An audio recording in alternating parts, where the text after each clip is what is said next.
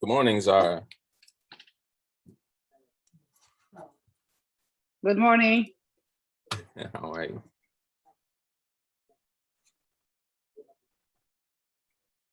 Good morning, Monica. Hi, good morning. Hello, thank you for Hi. joining.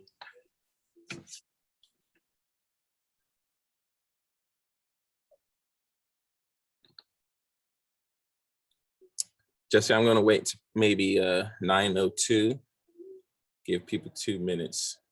And then I'm gonna respect everyone's time who joined on time and begin.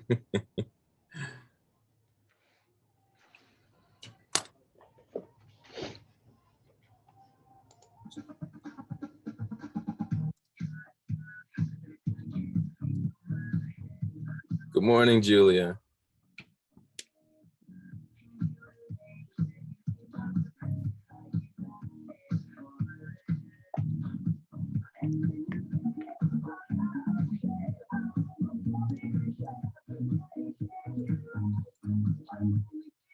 Good morning, Renee.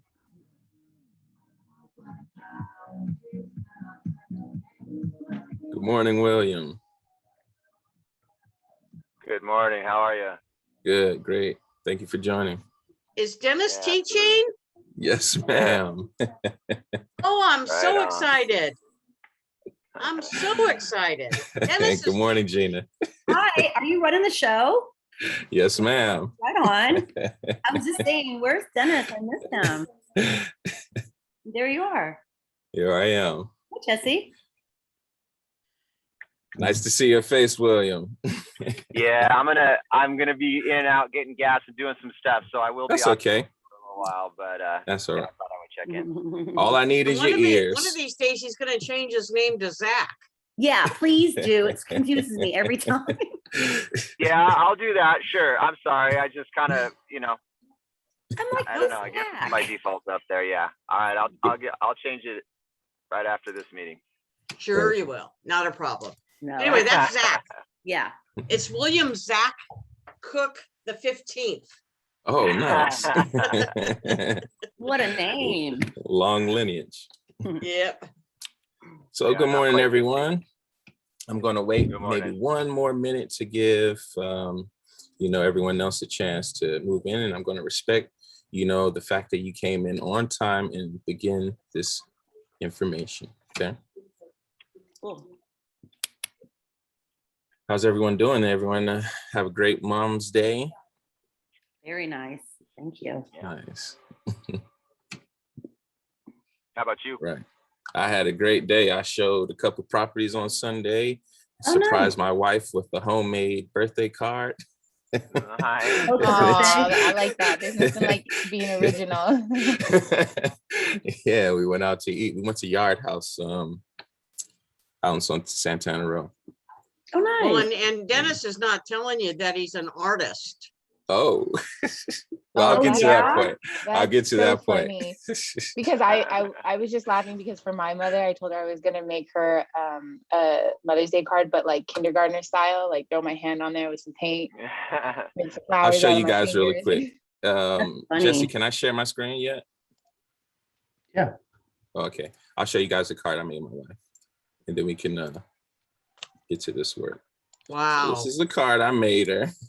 Here's Aw. my Oh, wife. wow. So that's the nice. front of the card, I and love this is it. the inside. Nice. You can't really see it too well, but Mhm. yeah. So how old are your kids? Well, my stepson, he is 23 years old. Oh my gosh. Aw, Yes. okay, I didn't know. Yeah, my wife's 44. Okay, congratulations. Yeah, thank you. Yeah. Right on. Okay, Yeah, so that's a nice card, man. I That's guess if sweet. real Thank you. estate doesn't work out, you got a career in Hallmark. oh, definitely. All right, so I'm going to start sharing. We're going to get this going. Uh-oh. I dropped the materials in the chat. For Oh, I everybody see it. if they Okay. happen to- Good morning, everyone. I'm not sure why I couldn't log in from the computer, though. It kept saying that that meeting is yesterday, not today. Huh. Yeah. I'm here. Let me just. Yeah, get- well, I was able, obviously, on my cell phone, but not on the site on the, Oh, no. through the market center. Let me just find this. info. Sorry about this, guys. Let me just pull it up. All right. If anybody's driving, don't go on Highway 1 past Tent City. They're cleaning it up and I'm stuck. I haven't Oh moved yeah, they forever. are. I saw that Yeah. yesterday. Yeah, the traffic's ridiculous. So go around, because I do have to leave in an hour. Okay, so Oh, I'm great. going to actually I have the screen already up. So boom. We're gonna do this. Put this up here. Okay. We're good to go. All right, everyone. So let me just go back. So thank you, participants of Ignite. I'm going to introduce myself a little quickly. My name is Dennis Scott. I'm originally from Washington, D.C. So if you hear a little twang in my voice, that's where it's from. Someone can't hear? I heard someone say they don't have any. Okay, so I'm from Washington, D.C. Originally came out here in California in 2010 to pursue my career as an artist at the Art Institute, Silicon Valley, which I earned my Bachelor's of Science in Visual Effects and Motion Graphics. So that's where my art career is from. And I decided to get into real estate pre-COVID. This is a passion that my mom was pursuing before she passed back in 2006. So I decided to, in a way, continue her passion and her work. You know, she was interested in real estate to help people, you know, who really didn't believe being a homeowner was for them. So that's where my passion originates. So that's a little bit about me. If you want to Google Dennis Scott Santa Cruz, you can see some of the things that I've done in the community. So yes, I'm involved in the community a little bit. So today what we're going to do, the goal of Spark is for agents to get their first appointment within about 2 weeks and, you know, set you guys up for a contract within about 30 days. And this is what you can do to begin to achieve the life that you imagine in real estate. So today we'll focus on how to cultivate your leads into buyer opportunities. And please, if you have any questions along the way, just blurt it out. You know, I'm not that formal, stuck up, like, please just say what you have to say, okay? So moving along, you know, here's the secret to being a successful real estate agent. And the secret is there's no secret. You know, success leaves clues. So we know exactly what successful agents do every day. Everyday agents do two activities. They grow their business and they run their business. You know, each activity on the slide is obviously important to their business. But more importantly, growing your business is what you should be doing every day. And lead generation for buyers and sellers is primary. And that means, you know, reaching out to your database, you know, making your cold calls, neighborhood nurture, those types of things. And the goal for our time here is to model what successful agents do every day and show you how to do it. Okay. So lead generation. Today, these are the skills we're going to focus on. Lead generation for buyers and sellers. And understanding the importance of your database and how to take advantage of your sphere of influence. And because your sphere of influence allows you to launch into all the other grow and run business topics. Okay, does that make sense so far? Okay. Yeah. All right. So today's agenda is finding a buyer. You know, we want to find and win the buyer. We want to cultivate buyer leads. We want to qualify the leads, and we want to get the leads to sign a buyer agreement. Now, this is important, you know, qualifying the leads in this entire process And I'm just quickly going to share a little story that I've had with, not getting the buyer to sign a buyer agreement, how important it is. I was working with the client for a good while, say a couple of months, and, we made offers on properties, and we just didn't get it. Couldn't get an offer accepted. We got outbid by like $50,000. And that next weekend, he was just driving around town and saw a place and decided to put an offer in with the other agent, and had I had that agreement in place, he wouldn't have done that, so it's important to go through these steps and make sure you do it right. Can I ask a question? Yes, question. Why didn't you do the buyer agreement? What stopped you from doing it? Well, nothing stopped me. I guess lack of experience. Okay. You know what I mean? Now I get buyers reps signed all the time. Immediately. Yeah, yes. So moving on. So I'm sorry, I have a really quick question for you on that, Dennis. yes. I'm glad that you brought that up because I've been thinking about my real estate classes, and specifically, I had a professor who said that it's not common practice to have buyers sign that buyer representation agreement. And I was really confused when he said that, but what he said was because no realtor is going to actually go after a client for not sticking to the buyer representation form. Right. Now, that being said, Renee yesterday discussed the benefits of having the buyer sign that agreement and how it really just explains to them how you can represent them in multiple counties and in multiple areas. Yep. And stuff like that. So like from an informational standpoint. So I thought that that was really interesting that you're not necessarily having them sign it so that way they're legally bound to you. It's Right. more so they understand the extent that you can support them in their search. Exactly. And also to that, Renee, I see you with your hand up. I appreciate that. I'll get to you next. And to that point, the reason why I am adamant about getting the agreement signed is because it creates that sense of loyalty. Just going through that ritual, going through that process, getting them to understand that I'm your agent. Your agent, I am. Definitely. You have to Yoda voice. get them.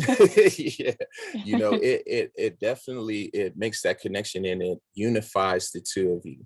And it's it's a vibe, you know what I mean? Versus just, okay, you don't have this agreement. They don't know that you can help them throughout California. Right. And, they go somewhere else and, it happens, trust me. So this is important, going through these steps and doing it right. And, oftentimes I hear agents, they don't do it because they don't think the client will. They know the process that you present to them. So if you go in the flow, you go in that first showing, after the showing, you explain, quick bullet points of the process. And you say, so what I would like to do is to solidify our relationship and, secure our loyalty to one another. Let's sign this agreement. And it's usually a yes. Renee. The other thing that I'd like you guys to do is kind of change your mindset. Instead of thinking it as a buyer representation agreement, think it as a buyer listing. You would never sell a home or represent a seller to sell their home without a listing agreement. Yeah. Correct. It's a buyer's listing. You're listing the buyer to work with you. Yeah, it makes sense. That's a great point. It. Thank you. Thank you for that, Renee. All right. So before we can begin to learn how to handle leads that may want to buy real estate, we need to find our buyers. Where are they at? So we need to remember how you find your buyers will be related to what your business looks like. Do what works well for you and your team. Okay. So 89% of buyers purchase their home through a real estate agent. So no matter how popular, Zillow is, don't be worried about that because they still need us. Okay. 41% of buyers found their agent through a referral from family and friends. So reaching out to your sphere is important. You know, don't feel like, oh, I want to call this friend because they aren't going to be buying anytime soon, but they might know someone who's ready to buy right now. Okay. 75% of buyers interviewed only one real estate agent during their home search. Now, just let that marinate on your brain for a while. 75% of buyers went with the first agent. Okay. So we have to get in their faces. And 51% of buyers visited an open house as a way of to search for homes. Now that's not going on right now, and I can't wait till it does. So, and that's good news for you. You know, 41% of buyers found their agent through a referral from family and friends. And who's best to recommend you than a family or friend? You know, someone who already knows you, has, you know, tremendous personal experiences with you, who trusts you. You know, how often do we watch a show that was recommended by a friend just because they recommended it, you know? Okay, William, you have your hand raised? Yeah, no, I didn't want to hijack what you were saying there, Dennis. I just, Yeah. when you got a moment. Yeah, no, go ahead. Well, I was just curious about this notion of kind of thinking of your buyer agreement as a buyer listing. Is there a marketplace by which we can actually advertise our buyers? You know, some place where someone's got a listing and they can kind of have a list of pre-qualified buyers, you know, a place where I can put up, hey, I have this buyer, they're pre-qualified this much, looking for this, and then match that with people who are coming on the market? Well, you can, what I would try when you're saying that, I immediately thought email blast, you know, emailing agents with listings. That's one thing that I would do. I don't know, Renee, if you have any ideas on that. So you have your hand raised. There is something, and I'm not exactly sure. I can check it out, or you guys can check it out. There's something within MLS that That's you what I was can. wondering. There is a feature within MLS that you could actually put in what your buyer's looking for, so that when something comes up, they will be now that the listing agent will be notified. Now, you know, in MLS, you can actually set it up so that they get a drip anytime anything in their area the buyer finds out. But I think there's something in reverse. So first one to explore that, I'll give them a $20 gift card to Starbucks. First one that Hey. emails me the Right on. answer. Right on. Well, thank you. That's exactly what I was wondering about, Renee. Perfect. And I'm going to get that answer to you, Renee, because I love Starbucks. All right. Okay. And now I got to go to Oh, I've got Starbucks cards. Okay. I'm gonna beat you to it, Dennis. You're Not stuck while you're keeping- driving. You're stuck keeping the meeting. All right. So moving along with cultivating buyer leads. So once we've had a conversation with a potential lead, we need to cultivate that lead. Now, this is where Command really shines, and it's true. You know, we need to utilize Command because it's a tool there for us to succeed. So let's take a look at our lead generation model to see where cultivation falls in this process, okay? So we've all seen this lead generation model, right? If anyone hasn't, so this is, you know, basically the model of, you know, how to capture, cultivate, and get your leads through the process from initial conversation to close, okay? So you found the lead, and now you need to cultivate or nurture them. You know, cultivating the lead means you place them on an interactive and action-based touch program. You know, examples of these programs are found in Smart Plans and Command, you know, and if you've just begun having conversations with a new contact that you've added to your database, you can add them to the long-term Nurture Smart Plan. You know, if they express interest in a specific neighborhood, you can add them to a neighborhood nurture plan. You know, I want to emphasize that, you know, for everyone, if you have a conversation with everyone you have a conversation with can be added to a smart plan. Just listen for those needs and find a smart plan that's appropriate for where they are in the process. Not everyone is ready to buy right now. They may be ready a few months from now, but you can still put them on a smart plan. You can still send them something bi-weekly. You can give them market updates. You can, send them information on lenders, have them start that conversation. There are things that you can do to edge them along to actually putting in an offer. And this triggers a series of events that will get you into a relationship with the contact and help cultivate an appointment. The tasks range from text messages to phone calls and emails, okay? So practice, add yourself to a smart plan. When I started as an agent, I added my wife on a smart plan, just to get that practice, to see what it looks like on the client side. So we have to see what that looks like to understand what they're experiencing on their end. Okay. And cater that to what best fits,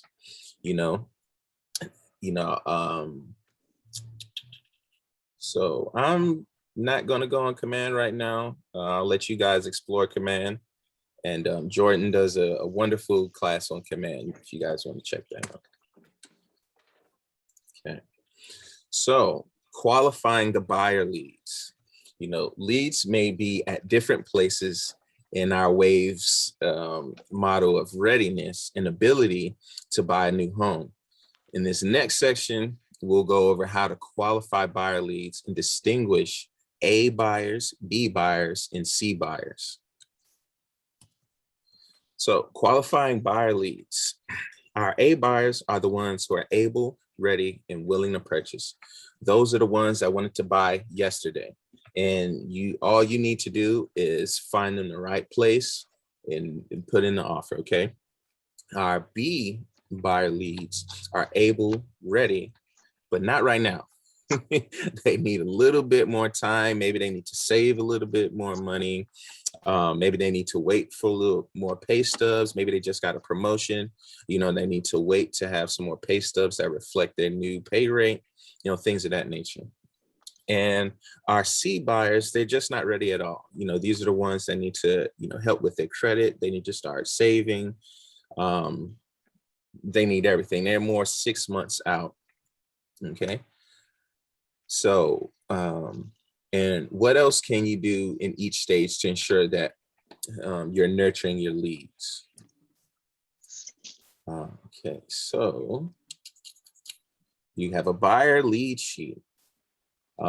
Use the buyer lead sheet in your toolkit to guide you through the buyer qualification. The buyer lead sheet will help you uncover if the buyer is able, ready, and willing to purchase a home. It will also help you establish control of the conversation when a buyer calls by asking questions about price, motivation, location, wants and needs, their timeline, their finances, and their availability. Now, this is all on initial contact. This is important. When you're qualifying your leads, oftentimes you get a lead and you're super excited. You say, where do you want to see the house? Okay, great. I'll set it up. Without even going through the steps of, how long have you been looking? Do you have an idea of what your price range is? Why are you interested in moving now? Where would you like to move to? What are some of your non-negotiables when purchasing a home? How soon do you want to buy a home? Have you started speaking with the lender? How much do you have for a down payment? When are you available? These questions may seem a little intrusive on an initial conversation, but trust me, you're going to save yourself a lot of time and a lot of headache, by just doing this process initially, Does anyone have any questions so far? All right. So we're going to keep moving. All right. So let's do a little bit of role playing to qualify for buyers. Now, this is Hey, real quick. actually, yes. Hey, real quick, Dennis. Yeah. That buyer sheet is on the toolkit, which is in Command or in the Connect. It's in, let me see. I'm not sure. Does anyone know? Is it in Command? I got copies through, I think it was through the toolkit. Mm-hmm. Through the Okay. toolkit, there's the buyer Okay, lead sheet. And then there's also, and I don't know if there's much of a difference, but there's also the buyer Perfect. consultation questionnaire. Okay. okay, just so you know, there's a couple of places. The Yeah. first place is if you go to KW and you go to KW Connect or KW and you go to the education tab and you go to Ignite Labs, not the other Ignite Labs. You open it up and you go to materials, there'll be a toolkit. Okay. Perfect. And the toolkit has the scripts, it has the buyer lead sheet, it has all that. The other thing is for those that are coaching with me, there's a buyer's link that I have to a Google Drive. Oh. I love saying Google Drive. Anyway, that's got those forms, okay? But the quickest way, or one of the things that get everything is actually the toolkit within KW, which is under the education tab. Yes. Did I confuse everybody? That's my goal. No, but hey, Renee, could you throw that link in the chat real quick? Oh, the Google link? Yes, please. Oh, the Google link, I have to invite you. Okay, gotcha. So Yeah. what would be more useful, the buyer lead sheet questions or that buyer needs questionnaire? The buyer, do you mind, Dennis? if No, I don't answer mind at this? all. Not at all. Okay, I don't want to, the buyer lead sheet is you get a call from someone that says, hey, Denise, I Yeah. want to see 123 Main Street. That's where Mhm. you would use a lead sheet. Yeah, You would go through it. Then you say, okay, well, what I'd like to do before I show you is I'd like to have you come into the office and let's chat about what it is you're looking for, because there may be more homes than just this one that'll meet your needs. hmm At that point, you do the buyer's consultation. okay, all right, Via thanks, that makes sense. Zoom. You can do that via Zoom nowadays versus in the office. So What? I said the buyer's consult, you could do it via Zoom nowadays. Yeah. Yeah. Oh, I'm sorry. I'm still working in the ice age. That's okay. So moving along, we're gonna role play. So we're gonna qualify a buyer. Does anyone want to participate in a little role play? I'll give it a try. Here, man. Ooh, who said it? I heard three voices. Zach. Zach, okay. So we're gonna role play, and with Zach, we're gonna go through the process of asking qualifying questions of a buyer. So now that we've shown you how to qualify your buyer leads, now we're gonna role play. Okay. Actually, hold on. I don't have that sheet up in front of me though. Okay. And you're driving. And you're driving. Yes. I Saram, would love you you, like to role Zach. I play? want you around for a Alright. while. Hand Put it me up. in, coach. Put me in, man. Put him in. Put him in. Okay. So where is the role playing sheet? I need to bring that up really quickly. Okay, so Saram, you are a buyer. You're calling me on a property worth $750,000. Okay, so you're just calling me interested in seeing. I'm just going to go through it and qualify you. Okay, so call me. Hello, Ring, this is ring, ring. Hello, this is Dennis with Keller Williams Realty. How may I help you? Hey, how's it going, Dennis? This is Saram. I'm looking to buy some homes. I wonder if you could help me out. Okay, Saram. Which home are you interested in? Well, I got this property over off of West Cliff. It's just right off of West Cliff, actually. So it's about 700,000. And Oh, I really? think On I'm West Cliff? Qualified for that through the bank. That's right. Okay. 750,000. So you have been pre-qualified already? That's correct. Yes. Okay, so no pre-approval, just a pre-qualification. Yeah, just pre-qualified. Okay. All right. Saram, how long have you been looking? I've been looking for the last 8 months. The market's been up and down, and my credit's not that great. So I've been working on that, trying to build it up. And, I was driving by and I seen this property for sale by owner. And so, yeah, I just wanted to call and find out about that. Okay, great. So you said your credit wasn't so great. Have you been able to improve your credit now, or are you still working on that? Oh yeah, I'm still working on it. It's a process, but I'm just about at 700. Okay, so you're just about at 700. Okay, that's all right. So what makes you want to purchase now? What's your motivation in buying now? Well, I'm single, but I have a lady I've been with for quite some time, and we're thinking about having children. So I want to be able to have some space for that. Okay, so you're thinking about getting married, having some kids. So this would be your first home, I'm presuming? Yeah, this will be my very first home. Okay, all right. So is there anything in particular that you're looking for in a home? You're planning on starting a family. How many bedrooms are you looking for? I'm thinking, 3 bedrooms, at least 2 bathrooms, because sharing a bathroom with a woman is a disaster at times. Hey, I get it. They take about an hour to get together. All Man. right. So, so with that said, what is it about this home that just caught your eye? Like you were driving through West Cliff and what was it about the home? Well, I do landscaping, so the yard really wasn't all that impressive. But the way I look at it is, it just looks for something that I can see. Hey, I can invest some of my own time in and kind of make it the way I want it. But really, what interested me in this property was that it had a guest house, and Oh, wow. I have my business, so I would like to turn that into an office for myself. Okay. So, if we could find you a property with an outbuilding or a garage space or somewhere where you can have an office detached from the home, would you still be interested in a property like that? Oh, most definitely. As long as it's Okay. detached from the home, I'm all for it. Yeah. Okay, perfect. So Saram, what I'd like to do is set up a showing for this property since you're pre-qualified. You're interested in seeing this property. What I want to do is I'll send you a COVID form, which is a P form, just basically saying that you don't have any symptoms of COVID and you're willing to view this property during the pandemic. Okay. All right.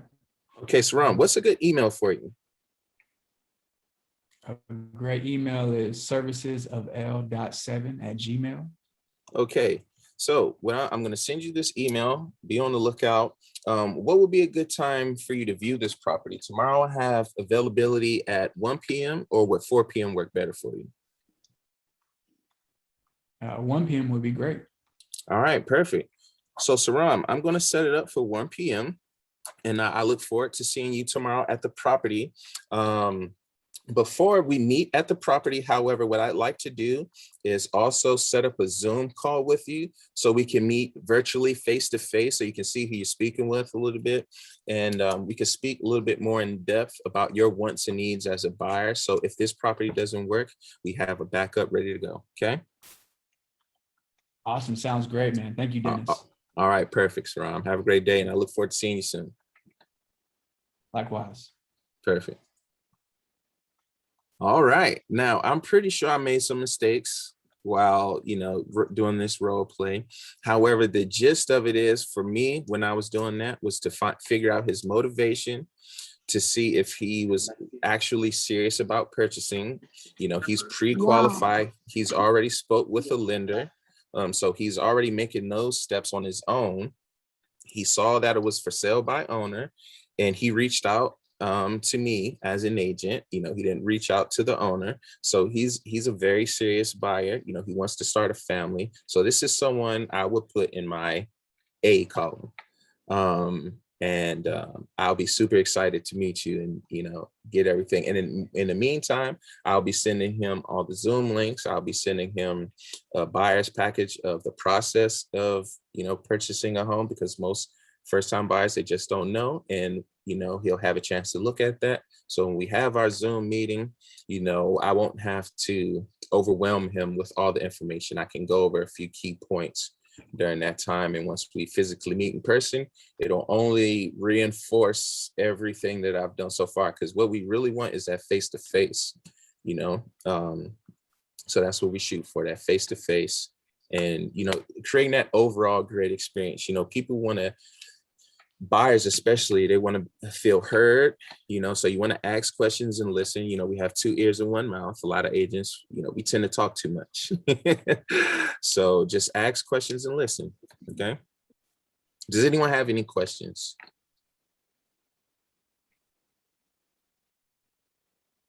Nope. All right. Question. So, yes. During that time that you're kind of interviewing them, is that when you kind of let them know that you're sending them like that buyer agreement, or once you meet them, you kind of do it? That's a great question. Once I meet them, and so my whole thing in this process is I'm providing you with information, with knowledge. I'm showing you that I am knowledgeable. I don't want to force anything on you. I'm asking questions and providing information. And once I meet you in person, you know, it's one thing to talk to me, like, you know, right now, seeing me on the Zoom, it's different. You know, I'm like, oh, he looks like a big guy.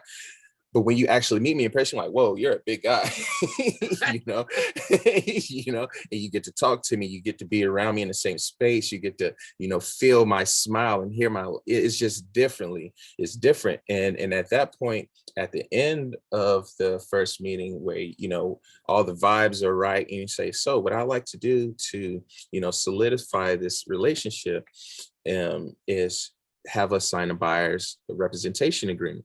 And what that does, it allows me to convey any sensitive information that I find out that may affect your decision-making through this process. And it allows me to be, you know, complete 100% loyal to you, and vice versa. Something like that, you know. And usually at the end of that spiel, they say, all right, let's do it. You know, and I rarely get resistance at that point. You know, oftentimes they'll just want to read it, and they'll take a while to read it and say, what does this mean? And I'll let them know, oh, you don't pay me, the seller pays me. That's usually the thing they're worried about. And I usually don't see any issues with getting it signed. I got one signed yesterday, actually. Renee, you have your hand up. Yeah, Dennis, how about if we do a brief role play of, you know, when you're meeting with someone and saying, you know, this is a buyer's consultation, and at the end of the consultation, there's 3 things that could possibly happen. Okay. Because you do that with the buyer's consultation too, Yes. correct? Yes, correct. So okay, so I'm going to be the over anxious buyer. Show me home, show me home, show me homes. All right, Renee, you know, great. So with this buyer's consultation, the point to this appointment is threefold. So one is, you know, my favorite one is that you'll decide to work with me, and we'll begin the process of finding your home and making an offer and getting it accepted. Now, the second one is not my favorite, is if you decide not to work with me, and that won't be so nice, actually. And the third one is that I may choose to not actually work with you. Does that make sense?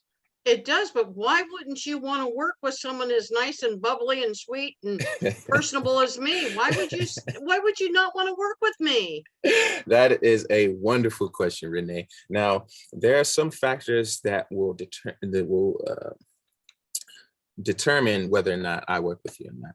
Now, one, if we can't meet each other's expectations, you know, consider this as we're going steady, you know. And, you know, if there's anything about me that you don't like, you can, you know, end the relationship. However, on my end, what would have me not work with you is if we can't decide on, you know, making the correct offers, you know, because my goal is to get you in a home. So if we can't agree on how to go about things or strategizing, then I just may decide that this isn't a good fit for me, because my goal is to get you in the home. If we can't agree on things about, you know, making an offer at the right amount, or if you just want to make lowball offers, or if, you know, if we just don't, you know, match up well. So does that make sense? Yeah, sure. Okay. Okay. All right.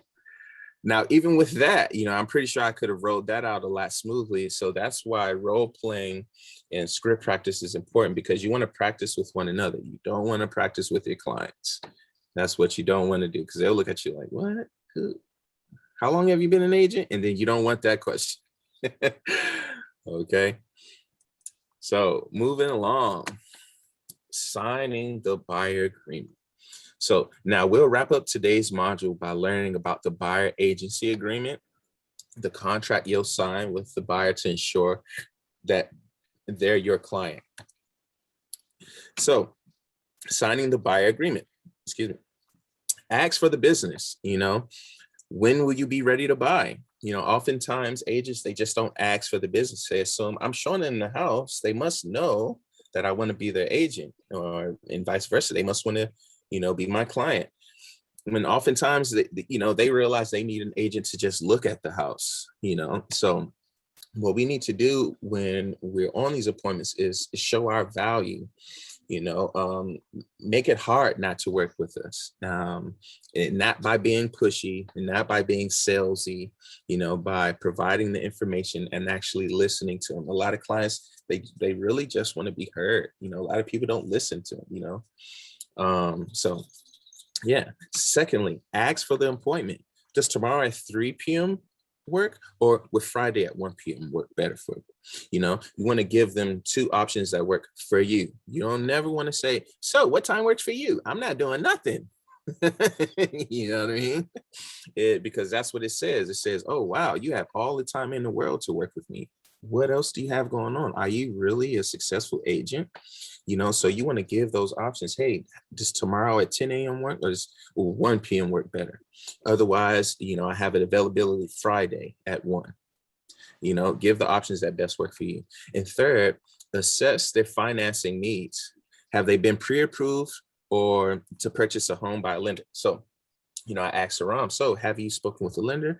Do you have a pre-approval? Those are the signs that tell you as an agent, okay, this person is serious. They've already started the conversations with lenders, And to that point, if they are working with a lender, you want to get the information of their lender, because you want to be in communication with their lender. You want to know, how quickly can their lender process things, and you just want to interview their lender, because the communication with the lender and escrow and the listing agent is crucial to getting the contract to close. Okay. So we're going to recap.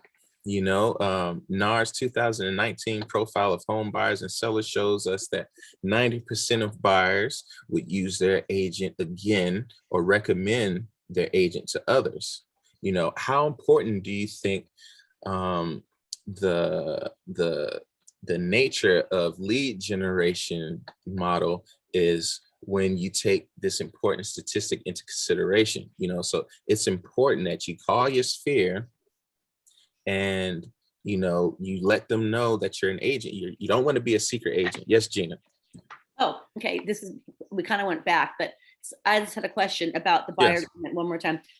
So I've been, school, and they're all saying, give them one showing, one time, one thing, and before you do the buyer agreement, right? Correct. Because I actually have this gal that keeps wanting me to send her these listings, and I'm like, isn't it time I should present that to her then? So what I would do is say, okay, so have you started the conversation with a lender? Because in this market, let her know how the market is, right. So let her know, like, hey, in order to get your offer accepted, we already have to be ready. We can't look at a place like it and then go backwards. And what I would say is, I would hate for us to go look at a property and you absolutely fall in love with it just for us to go get a pre-approval or pre-qualification and find out that you don't qualify. So part two to my question then, if they're already pre-approved, when do you ask for the funds verification that they actually do have these funds? The proof of funds? Yeah, when do you ask for that? You can do that either in a buyer's consultation, which would probably be most appropriate. Right. And Renee, do you have any thing you want to say on that? would you please forgive me because I was doing something else? I So was she nodding. asks, at which point do you ask the client about the proof of funds? You funds. know, is that in the buyer's consultation, or what would be a more Well, appropriate time? and the first thing you would ask is, will you be paying cash for this home or will you need a loan? Okay, Because they can actually say, hey, we got the money, you know, and if Right. you say, Yep. have you been pre-approved? And they're going, pre-approved? I paid cash for this mother.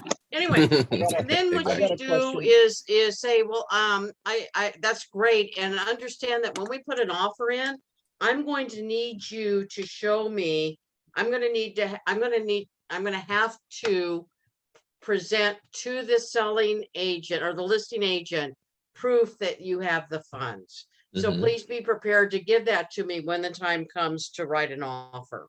because what if you don't, that's where I'm at right now. I don't think they have it, and I just don't want to Right. waste my time. Right. So Well, that's you further qualify them, further go through the qualification process and figure out their timeline and actually like drill in on it, dial down on it. So, okay. Yeah. You have a question, William? Yeah, so if they say they've got cash for the house, and my question was, how do you vet that? But I hear Proof Renee of saying funds. Yeah. to proof of just funds. kind of ask for proof once you've made an offer, but you don't try to vet them the same way you do someone who's pre-approved. I mean, there's no like, you know what I'm saying? Well, Like, don't even you a wanna know ahead of pre-approval, time? even for a pre-approval, I would vet them too. I would want to see because with a pre-approval, when you make the offer, a lot of times offers, they're wanting to see the proof of funds along with the pre-approval, along with the offer. So Sure. I would Right. just get that all out the way outright up front, and that way you're setting their expectations too when you're letting them know, like, okay, wow, this is a serious thing. You know, I need to have all my ducks in a row. And that could be to your benefit because they can realize, okay, maybe I'm not really ready right now. And that will save you a tremendous amount of time. Trust me, your time is valuable. Right. So if someone has a cash buyer, what exactly does constitute, proof of funds? A bank statement, or what is Yes. that like? Yes. Okay. Okay, let me throw something out at you guys. Okay, so they've got the cash, and Julia, I noticed you had your hand up. I'm Yes, sorry to kind of step in like that, but so they say they've got the proof, they've got the funds, but it's in the stock market, or it's in Yeah, mutual funds. Yeah. No. What are you gonna do? Well, you're gonna Are have you them gonna pull it ask out. them to cash it out? Yeah. It's time to take it out, baby. Because it takes a while to process that, especially stocks. Yeah. It takes about, It takes 2 to 3 3 weeks. days. It takes 3 days, but the thing is that they could have $1 million in the bank, or in investments, and the market, so they buy a house and the market takes a tank. Right. So take that money So, out. Yeah. So I mean, I just want you guys to think about all these different scenarios. Oh well, Mhm. we've got all our money with Morgan Stanley. Well, okay. You need time to take it out. Now, Saram, we're going to get to you next, but Julia, she raised her hand first. Julie, what do you have to say? I just wanted to say, and I'm probably just reiterating what you guys said, but it sounds like the buyer lead sheet is a really great tool to help us It is. understand if our buyer is a serious buyer, and therefore if our time is going to be productive with them. Does that make Yep. sense? It does. Makes tremendous amount of sense. And right now is a good time, even though it's a seller's market, it's a great time to build up your buyer clients because it's not going to be a seller's market forever. Saram.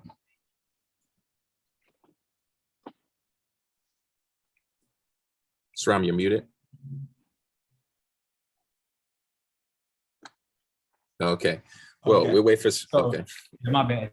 Mm. All right. So, so just a quick question about that finances, about it being in the stock. So I recall I asked a question, possibly last week about money being seasoned for 3 months, right? So would they need to pull out that money and put it in a bank account? Does it still need to be seasoned for that amount of time, or how does that work? No, it's already been seasoned. It's money, especially like a stock. It's been growing. You know what I mean? They're just taking the funds out and liquidating it, basically. Renee, you're muted. Cool. So right on. Thank you. It would probably go into a money market. Mm-hmm. And the thing about seasoning, and that's a great question. The thing about seasoning is that they need to see a trace about where it came from. So if you show, you know, you had it with Morgan Stanley, you liquidated it, and then you put it in your checking account, that's one thing. You know, mama wrote a check for $90,000, you put it in the checking account, that's another thing. Right. So it's the seasoning Okay. and it's the traceability of the funds. And to that point, Renee, you know, gifted money, you want to make sure you're careful with that about putting gifted money in your bank account. Don't do that. You know, lenders will often say, you know, don't put gifted money in your bank account. You know, whatever gifted money you get, you know, have that outside of your personal checking accounts. Okay. So does anyone, Absolutely. yes, does anyone have any ahas from today's meeting so far? Actually, can you expand on what you just said about making sure gifted money isn't in their checking account? Yes, because like to Renee's point, it has to be seasoned money. You have to show a trail of, okay, where does this money come from versus, you know, gifted money. You have to show, where does this gifted money come from? Where did this person get this gifted money from to begin with?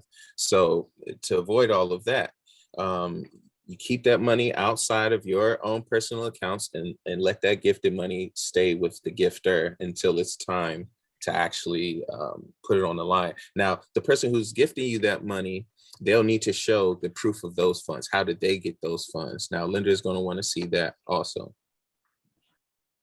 Okay. Jenny, you have your hand. You want to say something? I think Julia did before me. Oh, yes, Julia. I was just going to support you in what you said because I was a banker by my former profession. The bank is going to want to see proof of those funds in whatever account it came from. So if it came from mom and dad, they're going to want to see a bank statement from mom and dad that's showing that those funds have been in their bank account at least for 60 days. And some lenders will even require a formal gift letter saying, I'm mom and dad, and I am gifting this amount to my child for the purchase of a property. Yeah. Can Thank I you ask so much for that, Julia. why that is, Julia? Is that I guess to protect against what? Fraud? I guess illicit funds or? Yes, it all has to go back. It all has to do with what happened when everything kind of crashed in 2008. So it's to help with fraud, and the banks need to be able to show the regulators when their books are audited where this money is coming from. It has to be traceable. Okay. Thank you so much for that, Julia. Zach, I think the question you may be asking too is why the gift letter? Yeah. Okay, why the gift letter is that understand that a buyer has been pre-qualified to make the monthly payments based on what their income is and what the loan amount is, okay? Correct. If it wasn't a gift and the parents did expect them to pay it back, that would have to be rolled into what they qualify for. Does that make sense? Yeah, does that become the, I forget the terminology, but the, what is it called? It becomes like a second or a third or whatever, and the bank. It becomes the second, okay. Yeah, and if it's not a gift, basically the lender will look at it, and I think I'm right, Julia, the lender will look at it as another loan to the house, and the buyer may not qualify to make payments on both loans. Yeah. Gotcha. That's absolutely correct, Renee. They're gonna take that as a loan, and then they're gonna use it to debt service the client, which means they're calculating how much they're financially obligated for monthly.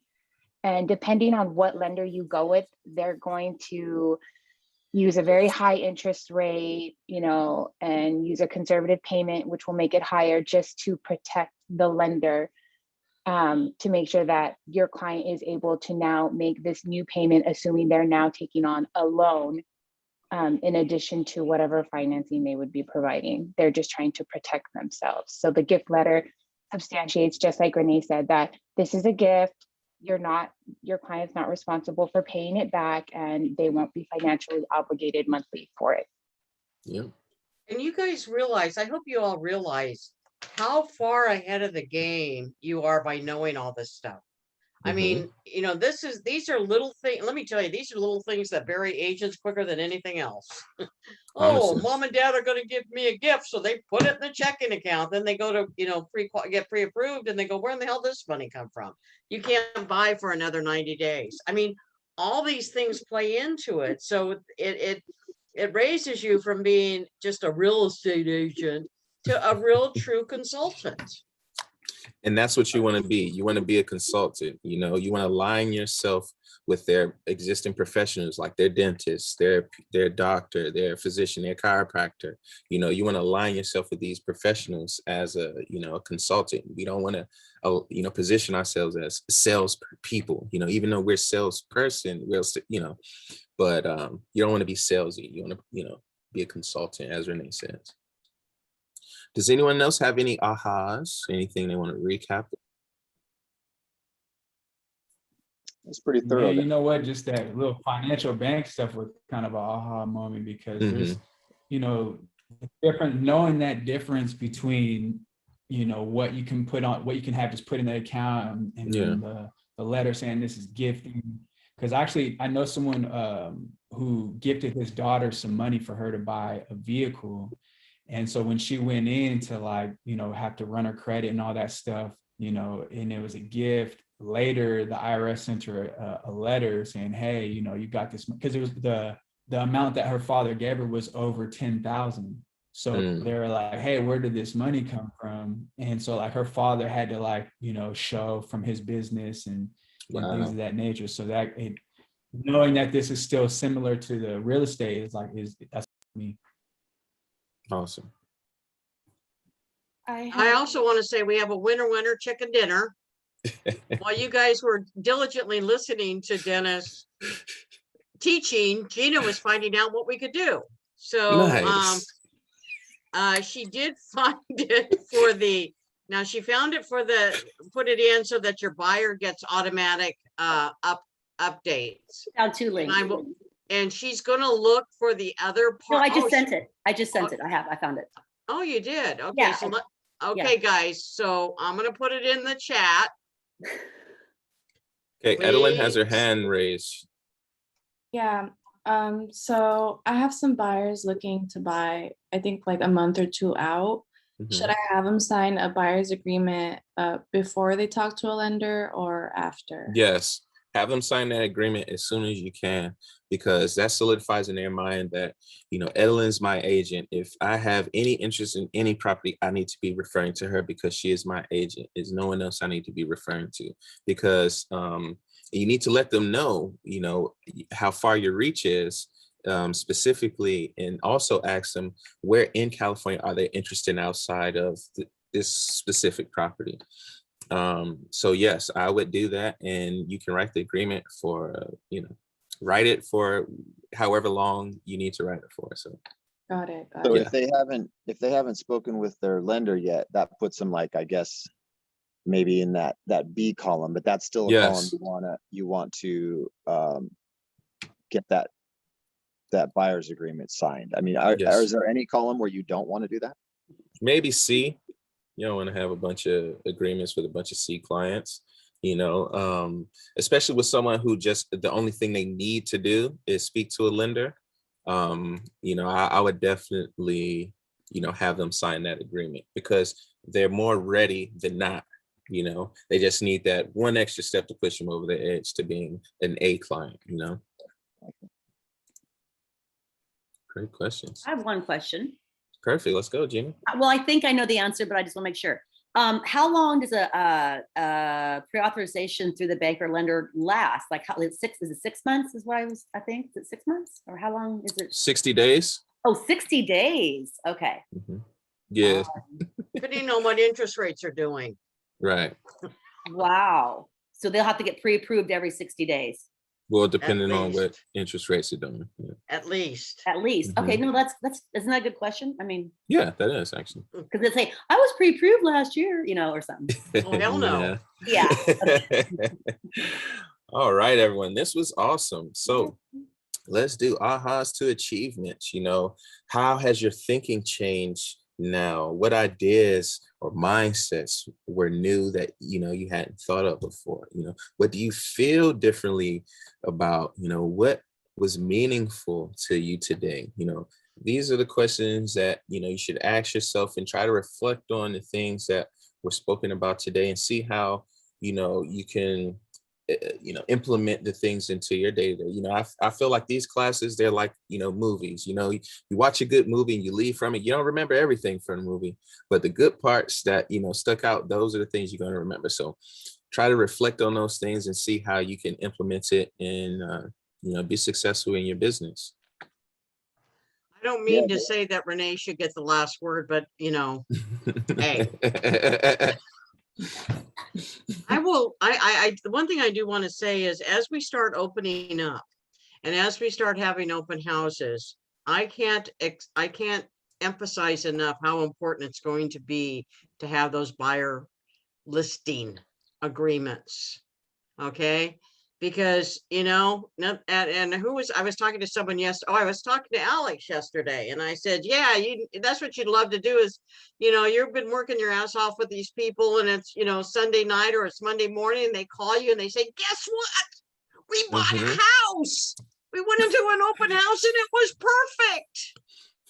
You don't want that to happen to you. No, not at all. Who makes the decision? I just have a question about this. Who is making the decision on when we can start open houses? Is that Gavin Newsom or who's Well, yeah, it basically is going to be the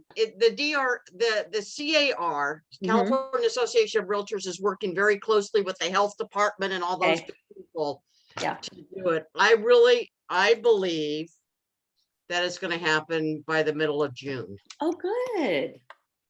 That's great. Okay. Okay, so we have a few more slides. I'm going to quickly go through them. You want to make sure you set goals for yourself. Do 10 contacts added, 10 conversations a day, 10 handwritten notes, 10 home previews per week. Now, this may seem a little bit daunting, as a new agent. However, once you get rolling, this will become like nothing. You'll start to do, 30, 40 contacts a day, 20, 30 conversations a day. 10 handwritten notes sounds about right. And previewing the home sounds reasonable, because previewing the homes, you actually want to start doing this because, if you get a call from a client who wants to see a property, just being able to have already walked in the space of the property, it goes a tremendous way. Okay. Scripts, lead generation, you want to practice your scripts. This helps you uncover their motivations, identify objections, and close deals. We don't have time for role playing. Yeah, this is pretty much just role playing stuff. So if you guys have any questions for me, I've left my contact information in the chat, and I am a open book. Like, trust me, those who know me know you can reach me. You can ask me anything. You can, ask me to meet you anywhere, to help you out with anything. I'll make time for my fellow agents. So thank you so much. Thank you. No what problem. a sweetheart. Thank you for your time, Dennis. Thank you. Dennis. No problem. This is great. Have a good day, everyone. Bye, guys. You did Thank you, great, Dennis. Dennis. Thank you. All right. Bye.